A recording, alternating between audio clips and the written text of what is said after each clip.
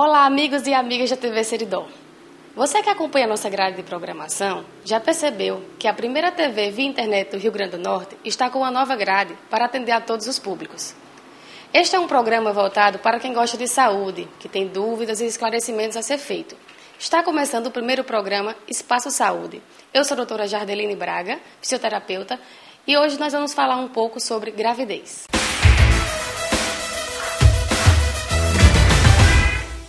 Como vocês puderam acompanhar, há poucos dias, a cidade de Parelhas perdeu uma jovem de 19 anos que estava grávida com uma doença conhecida como DPP, deslocamento prematuro de placenta. Além de perder o bebê, a jovem veio a óbito. E para falar sobre o assunto, estamos recebendo hoje o médico Dr. Antônio Petronilo, da cidade de Parelhas. Dr. Antônio, por que acontece esse deslocamento prematuro da placenta? A gravidez é um momento delicado da vida da mulher. A gravidez ela utiliza muito a energia da mulher, as proteínas, as vitaminas, os elementos de crescimento e principalmente as defesas durante a gravidez. Então, há muitas doenças que a mulher já tem durante a sua vida e essas doenças não aparecem porque o organismo vai vencendo aos pouquinhos. Essas doenças poderão se manifestar no momento em que a mulher está gestante, usando as suas energias para crescer o filho. E essas doenças poderão aparecer.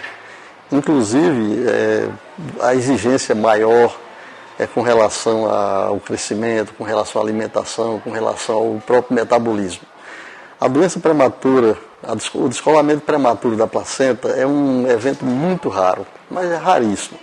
Eu estou aqui em Parelhas, talvez aqui há 32 anos, e talvez a gente tenha visto uns 3 ou 4 casos, e por coincidência eu estava aqui no momento, a maternidade estava funcionando e nós conseguimos operar. Mas realmente é uma coisa raríssima. E quando ele vem, se não tiver um atendimento pronto, imediato, com a equipe competente, com recursos materiais para você atendê-lo, então realmente é muito difícil da pessoa escapar. Esse DPP, descolamento prematuro da placenta, é uma doença que vem sem ninguém esperar. Às vezes é exatamente uma fraqueza dessa do organismo, às vezes até uma pancada pode acontecer, mas quando acontece ele é devastador, porque a placenta começa a sangrar demais e de repente o organismo da mãe começa a procurar usar os elementos que ela tem contra a hemorragia. E de tanto ela usar esses elementos, ela termina exaurindo as suas reservas desses elementos de coagulação. E por fim, quando o menino já tem morrido, quando a criança tem morrido, porque perde o sangue primeiro do que a mãe, então ela passa a perder o dela também, porque ela gastou todos os fatores de coagulação que ela tinha. Então eu já tive a oportunidade, eu vou até falar isso, tive a oportunidade num determinado momento, no interior, distante, uma mulher chegou com uma hemorragia imensa e a gente tinha que ter sangue fresco na hora. Aquele sangue que vem do banco de sangue não serve, porque não tem os fatores de coagulação. Porque você, para fazer a transfusão, sempre usa sangue com anticoagulante. Então eu olhei assim, a mulher com sangramento, o marido gordão, vermelhão, aperreado. Eu vi que ele tinha muito sangue, classifiquei o sangue dele, classifiquei o sangue dela, liguei uma agulha na artéria dele, botei na veia dela. Quando ele começou a ficar branco e ela começou a ficar vermelha, então eu vi que já estava no ponto. Realmente, o marido tinha fatores de coagulação à vontade, a mulher não tinha. Ele tinha sangue à vontade e ela não tinha sangue. De repente, esse sangue passou, não só com a anemia que ela já tinha, como trouxe os fatores de coagulação, que esse fator de coagulação, quando a gente precisa, geralmente só consegue nos bancos de sangue e se pedir com antecedência e tem um prazo muito pequeno entre o momento que você prepara e o momento em que você vai dar esse sangue à pessoa. Então, realmente, um DPP aqui, num lugar distante, fica difícil da gente corrigir, a menos que você faça a cirurgia o mais rápido possível para tirar os fatores que estão levando a mulher a perder o sangue. Mas quando uma grávida ela desenvolve a DPP, é possível que o bebê sobreviva? Com certeza. Em alguns casos que eu tive, nós conseguimos salvar, inclusive esse que eu falei lá, né? A criança salvou porque nós conseguimos tirar o menino ainda vivo. Mas o menino ainda vivo, mas já estava com anemia, porque perde sangue da placenta, é o primeiro que sai, e o sangue da placenta é o sangue da criança. Então, depende só de você ter um atendimento pronto. Doutor Antônio, nós sabemos que durante o período gestacional ocorrem várias alterações do corpo da mulher. Então, quais os cuidados ela deve tomar durante o período gestacional? O acompanhamento das gestantes é de extrema importância. Muitas das doenças que acontecem na gravidez, elas poderão ser perfeitamente evitáveis. No caso, os nossos PSFs, eles funcionam muito bem porque as enfermeiras, o pessoal que trabalha lá, o pessoal dos mini-postos também, eles têm um papel fundamental. Até porque as causas de doenças delas são causas que um simples conselho pode resolver. Então, você tem que tirar a pressão arterial sempre, porque se você combate a hipertensão arterial com alimentação e com dietas, você consegue ter uma pressão normal e evita de ter eclâmpsia, que é a doença que mais nos preocupa. Se você faz as vacinações também em dia, você vai evitar outras causas, como, por exemplo, o tétano neonatal e, enfim, as outras doenças que você poderá ter durante e no fim da gravidez. Se você ter os cuidados de higiene e de dieta, esses são os mais importantes. Porque os cuidados de higiene você vai dizer assim, olha, você gestante, você tem direito a aumentar 10 quilos durante a gravidez. Então, de saída, você vai evitar massas, vai evitar doces, vai evitar comidas enlatadas, comidas salgadas. Passar a se alimentar com comidas sadias, verduras, frutas, leite, proteínas. As proteínas é carne, ovos, peixe, galeto, enfim. E as frutas que complementam as vitaminas que faltam. Os exames de urina são exames importantíssimos, porque você vai saber se você tem proteinúria e se tem infecção urinária. Muitas vezes a mulher tem infecção urinária que você nem sabe que tem. Tem um ardorzinho e pensa que está tudo bem. Quando a gente faz o exame de urina, ela está com infecção urinária, que a infecção urinária é muitíssimo problemática com relação à gravidez. Poderá trazer problemas seríssimos, infecção urinária. Então, não só a infecção, como também você fazendo o exame de urina vai saber se tem proteinúria, que são os elementos que nos dão subsídios para saber se você, junto com a hipertensão arterial e a inchação, se você tem a eclâmpsia. Então, os cuidados que a mulher deve ter, alimentares, de pressão, então acompanhamento no seu pré-natal, então esses são fundamentais. Qualquer enfermeiro sabe fazer isso. E o pessoal do postinho de saúde também sabe fazer muito bem. Será que uma mulher grávida pode fazer exercício? E sexo? Vamos para um bloco comercial e já voltamos para responder. O Centro de Análises Clínicas de Parelhas sabe da importância que tem as pessoas que você ama. Por isso, nós investimos cada vez mais para cuidar bem da sua saúde e de sua família. Em 2011, vamos continuar fazendo isso, buscando sempre o melhor para lhe atender.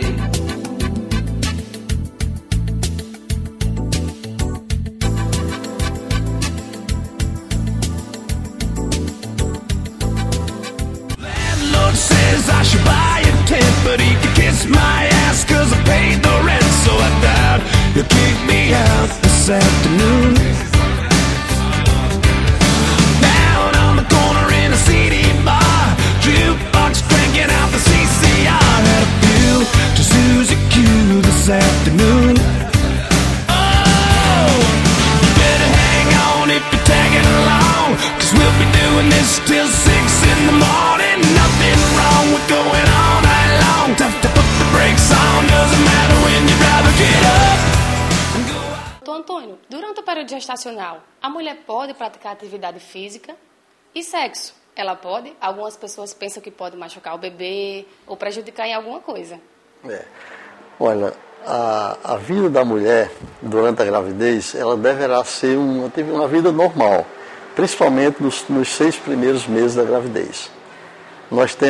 Eu sou cirurgião e às vezes eu faço muita cirurgia de períneo.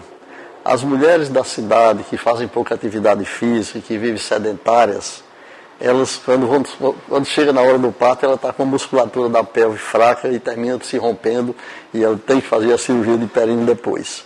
As trabalhadoras da agricultura que trabalham no pesado, as atletas, elas quando chegam, têm o parto e depois a gente examina o períneo dela. Está um períneo como se ela nunca tivesse tido filhos. Então é bom e importante que a mulher entenda que a gravidez é uma parte especial de sua vida, mas também que ela precisa fazer a parte dela. Esses mitos que a gente sabe, mulher tem que ficar deitada o tempo todo, não existe isso. Tem que fazer a alimentação, como nós falamos, alimentação adequada, cuidados de higiene rigorosos, principalmente com relação às partes sexuais, e também a atividade física, sim senhor, é importante ela fazer. As atividades físicas importantes são a natação, né, hidromassagens, a deambulação, enfim, a atividade física dentro dos limites e dentro do período gestacional que ela se encontra. Então, é muito bom que elas façam isso, né? E nós temos nos postos de saúde, nas nossas enfermeiras, elas têm orientação completa sobre todos esses tópicos. Lembrando que é importante que você, quando for para a hora do parto, você esteja com uma musculatura boa, você vai ter que fazer força para ter o neném, né? Vai ter que comprimir o abdômen, vai ter que ter musculatura, enfim. Se você não estiver preparada, vai ser muito mais difícil o parto. E com relação à atividade sexual? Olha, a atividade sexual nos primeiros meses não tem importância.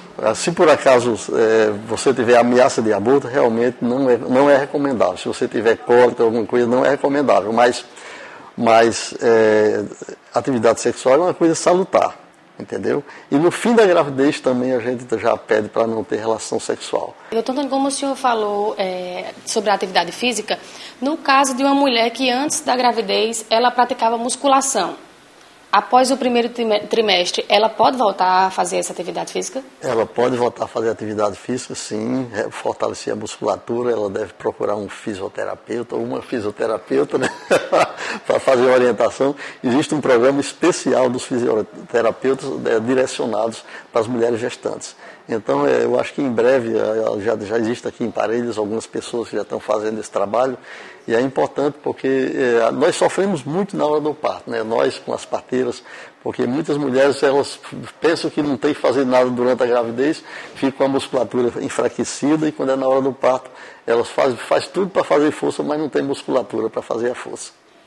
Eu trabalho um pouco nessa área também, na parte de uroginecologia, e a gente vê que a realidade realmente das gestantes é não buscar facilitar o parto, né? Então, assim, elas chegam no momento do parto já cansadas, não utilizam a respiração de forma correta, então, com isso, elas não vão ter força suficiente e entram em fadiga muito rápido. Então, necessita da ajuda de parteiras e dos médicos ter um trabalho bem maior para que consiga fazer o parto e o bebê não tenha nenhum tipo de prejuízo. Quando eu era pequeno, eu via muito falar que a questão da dor do parto. O que é que você acha? Na realidade, assim, eu quanto mulher, todo mundo fala que a dor é muito grande e eu tenho medo. Porque realmente, sendo que assim, de acordo com os estudos que a gente vê, o trabalho de parto, ele dura em média 10 horas, e essas dores, de acordo com as contrações, elas vão aumentando. Então assim, cientificamente falando, eu até sei, mas na prática eu não sei porque eu não tenho filho, né? Mas realmente eu tenho medo. Pois bem, a dor do parto, ela é do tamanho do medo que você está de ter essa dor. Veja bem, se você for ter um neném num lugar onde você não conhece ninguém, vamos imaginar que você estivesse viajando, entrou em trabalho de parto, estava num lugar distante, teve que ir numa maternidade que ninguém lhe conhece. Então, às vezes, numa maternidade que você vê falar que o povo trata mal. Eu tenho que dizer a vocês que o parto é uma coisa sublime. A mulher que está tendo neném, ela tem que ser tratada como uma rosa, porque é um momento importantíssimo da vida dela. Então, esse momento, se você não pode deturpar, você não pode alterar, você não pode agredir essa fase, esse momento, porque se você for fazer isso, você vai ter um trauma muito grande. A mulher, na hora do parto, precisa estar relaxada, precisa estar com uma musculatura bem tranquila, tem que estar num lugar bom, estar com uma boa higiene, um bom asseio. As pessoas que estão perto dela têm que ter uma compreensão com relação ao momento que ela está passando. Se ela tiver feito um treinamento, assistido palestras, então ela vai estar melhor. Então, a dor que ela vai ter vai ser grande se ela tiver com muito medo e se não tiver à vontade na hora do parto. E a dor poderá ser pequena ou quase zero se ela tiver bem à vontade, consciente de que aquele momento é um momento de felicidade para ela e para a família dela. Eu conto muito uma história de uma pessoa que era minha amiga, e quando foi ela era mãe solteira, e quando ela foi ter o neném, teve vergonha de vir para Parelhas porque tinha vergonha de mim. Então ela foi ter esse neném em Jardim do Seridó. E por coincidência, nesse mesmo dia, eu fui fazer uma cesárea lá. Quando eu entrei no hospital, eu escutei uma talheira grande, imenso, um barulho grande, era uma pessoa gritando, pedindo, pelo amor de Deus, não sei o que, com muita dor. Eu brechei na janela e vi que era a dita cuja que estava lá. Era o primeiro filho, era a mãe solteira.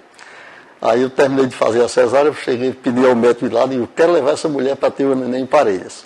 Aí saí, botei ela dentro do meu carro, trouxe para a maternidade e ela teve um parto, sorrindo, não deu um pio, nem deu um grito de tamanho nenhum.